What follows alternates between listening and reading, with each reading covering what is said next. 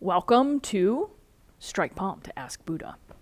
This is the very first movement in the form, and this is the movement where we really just drop into owning our space, or even just kind of becoming aware of it. So let me show you the movement of the form, and then we'll do it together by breaking down the hands and the feet, but knowing that the hands and the feet are always guided by what moves first, which is energy from the dantian, and we're moving from the center of the body. So this is what it looks like. I am doing these movements mirror image so that you can either mimic me or you can not mimic me and do the opposite, but it's mostly for mimicking, okay? All right, so here's what it looks like.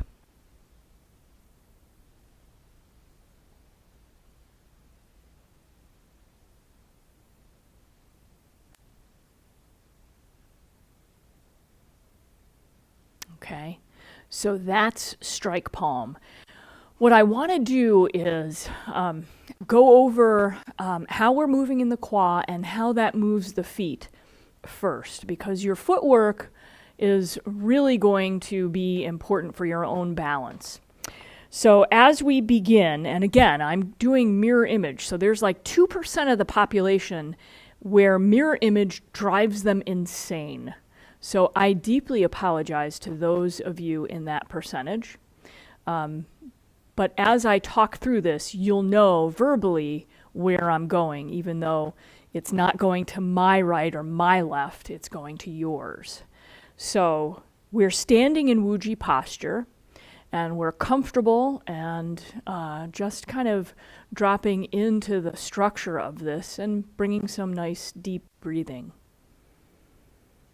And the footwork is to begin just by dropping right into the left leg and finding some support there. So we're not hitching the hip out or anything. We're just kind of dropping right in. Okay? So sink into the left and then sink into the right. And sink enough so that this left foot can lift up, step forward, and then you're just going to bring yourself to center. Let's try it again.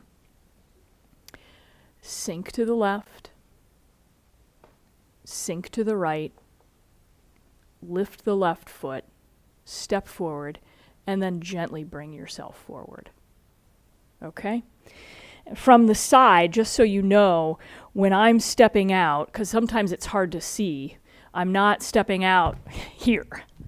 I mean, if you want a really good workout, that's your choice. You can do that. But what I'm doing, because I want to create some ease in the body, is sinking to the left, to the right, and then stepping forward with the left foot in a very comfortable position. And my body is between the feet. So I'm finding this nice stability between the feet. I have to tell you that the footwork in this, Taiji For Balance, is not the typical footwork that you would see in the unmodified form of Guang Ping Yang. We are doing this so that we feel the stability of our feet. We're getting into physical balance.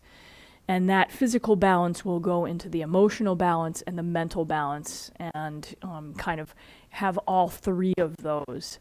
So again, let's go through the footwork. We sink left, right, and then step forward and come right into the center between the 2 feet. So let's go over the hands now. The hands move in circles while the feet move in straight lines.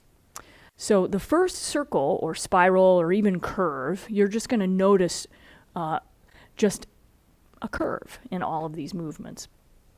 The first one is the hands rotate and float up and out, and then they'll turn, and notice my hands aren't over my eyes, they're below. My elbows aren't above my shoulders. I'm just coming up and forward, turning the hands, I still can see over them, gently blocking down, and bringing my hands to the sides of my body. And then there's a second circle. The hands will float up, palms face the floor. They draw to the center line, and the right hand strikes to the center of the left palm. And you're going to notice from the side that I'm not hitting my palm, it's just pausing there in front. So let's try it together. 2 circles. Rotate the palms and let them just float up as if you were asking an orchestra to crescendo, and then turning and letting the palms come down and asking the orchestra to decrescendo. And then the hands come up again, just kind of floating as if they were filled with helium. They come to your center line. The right hand strikes toward the center of the left palm. But notice my elbows aren't out, so check your own, take a look, because that creates a lot of shoulder tension. And we're trying to create ease. And let the shoulders relax. And just notice your breathing. Notice if you're holding yourself really stiff and tense, and if you can soften a little bit. I want to show you this from the side so that you can see my extension. We went over the 70% rule, and that's kind of what I'm showing you here, is that you don't have to reach out far, just like you didn't have to step way out far. It's, again, 70% of what your joints are capable of doing. So as we begin, we settle into our Wuji posture, and the arms begin to rotate and float up, and rotate and float down in front. So there's some space between the hands and the center of the body. And the second circle comes, the hands float up, and the right hand strikes toward the left. So again, just kind of checking in with the body and noticing, without judging yourself, just noticing, are my elbows out? Am I really tense here? Can I just let that go? Okay, let's put the hands and the feet together. So we're in Wuji posture with our feet hip-width apart. The crown of our head is nice and tethered to the sky. And our shoulders are relaxed right under that, and the hips right below them, so that we're just kind of aligned here. And you can feel the tailbone just, at least that's exactly the way it feels. So you can feel the tailbone just kind of drop down and be subtly rooted or tethered to the ground. So you feel this nice space between each vertebrae, creating some length in the spine. So as we begin, we sink to the right and the hands rotate and float up. We sink to the right as the hands float down. We step forward with the left foot as the hands come up, and we ease to center as the right hand strikes to the left. Okay, let's try that again. And just so you know, I have been working from, age 2 or 3 on left and right. Still don't know them. So just know that if I misspeak, I am deeply sorry, and you're probably right. That's our disclaimer for the rest of this session. All right, let's begin. So we sink to the left, the hands come up. We sink to the right, the hands come down. We step forward, just float that left foot forward as the hands come up. Ease between the feet, weight between the feet as the hands strike. I'm going to try it from the side just to show you the distance here. Begin, sink left, hands float up. Sink right, hands float down. Left foot steps forward as the hands float up. We ease our weight to center as the hands strike. And remember that I've been doing this for a few decades now. And so if you're finding that, your foot's already out and your hands are still coming up, give yourself a break. It's not that big of a deal. We're here for the process of this, the journey of it, and not for the perfection. That's not what we're looking for. In fact, we're trying to really guide ourselves away from the analytical and the judgmental and evaluation mode, brain mode that we tend to be in. It's kind of part of our culture. So we're giving a chance for the right hemisphere to come in and bring some perspective and ease and wonder and being really curious and being in the moment of doing this. Let's try it a few times, and I'm actually going to face away from you so that we can do it together, okay?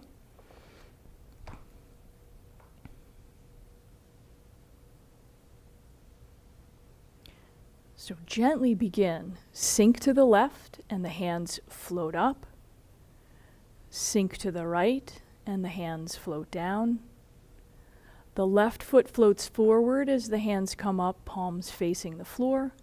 Right hand strikes toward the left as you move the weight to center. Okay. So as we go through this, I want to really begin in your practice of this to get a felt sense of this movement. Because again, that's where the real benefit to Tai Chi comes in. So I'm going to assume that you have all done the essence meditation. And so you know that felt sense of being in your essence and noticing thoughts, noticing the emotional center, your mood, noticing the whole range of sensation that you can feel in the physical body, but noticing it from that place of essence so that you're not acting from emotions, you're not acting from thoughts. Or if you are, you back off and notice that and go, wow, I'm acting from my emotions. And just allowing yourself to kind of play with that. But in our Tai Chi practice, we there are times we go out of it, we come back in. We're in our essential self. And so let's settle into that as we draw in an intention for this particular movement. So come along with me, and I'll walk you through. So settling into your Wuji posture. Your eyes are gazing forward. The crown of your head is lifted. And the rest of you, tethered to the sky, just relaxes underneath that and floats here. And as you're breathing in and out, see if you can imagine what bringing ease and peace into the body would feel like. And as you begin the movement, with every inhale, breathe in that sense of ease. Gently begin. Breathing in and feeling the hands just bringing that ease up. And as you sink to the right, let that wash through every tissue, every cell as the hands come down. And then bringing that ease into the space around you and getting a felt sense of it hovering around you like a cloud as you pause at the end, holding that space. This is your space. You decide what to put in it, what to have there, and what you'd like to just release out. So coming back to your Wuji posture, take a couple of breaths and see again if you can get that felt sense washing through the body and then out into the space around you, and then pause, really owning that space. Begin.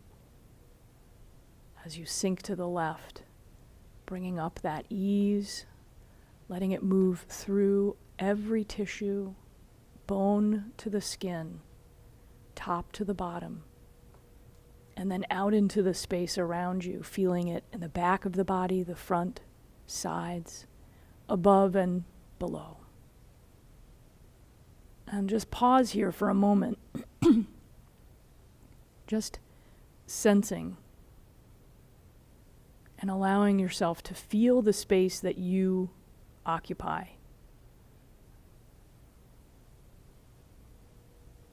Good. I want you to try that a few times, really getting into the felt sense. And if you kind of drop into the practice and your intuitive voice is saying, I don't want patience right now, or I don't want ease. I want to lift. I want energy. Then by all means, allow that to come into every cell as well and out into the space around you. Really honor what that intuitive voice is telling you, because that's the essence. That's where we're trying to go. So whatever it is that you notice that comes to the surface, listen to that. And again, this was strike palm to ask Buddha. This is the very first posture of where we really drop in to knowing the space that we occupy and being okay with having some boundaries in that space and creating that felt sense of a boundary by the end of that movement. This is good stuff you've got around you and in you, and you want to maintain that good stuff. And allow some of the bad stuff to come in and notice it, and be okay with, hey, there's good, there's bad. That's what yin yang is all about, and that's always what it goes back to. So thank you so much. Enjoy this practice, and we'll see you a little bit later. Shasha.